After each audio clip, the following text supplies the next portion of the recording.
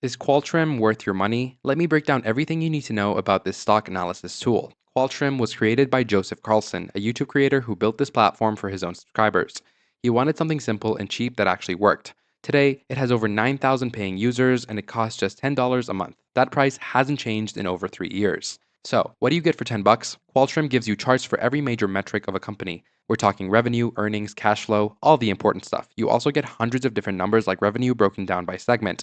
Plus, there's an AI tool that summarizes earning calls so you don't have to read through pages of boring reports. The platform also has an advanced earnings calendar, a super easy calculator for valuing stocks, and watchlist tools to track your favorite companies. One thing users love is how fast everything loads. No waiting around for charts to appear. Here's the thing about Qualtrim. It doesn't spend money on advertising or paying influencers, so you won't see it plastered all over social media like other tools. Joseph Carlson keeps it simple and affordable. Now, how does it compare to competitors? Well, tools like Seeking Alpha cost around $270 per year. That's about 20 times more expensive. Seeking Alpha has more community features and tons of articles from different writers.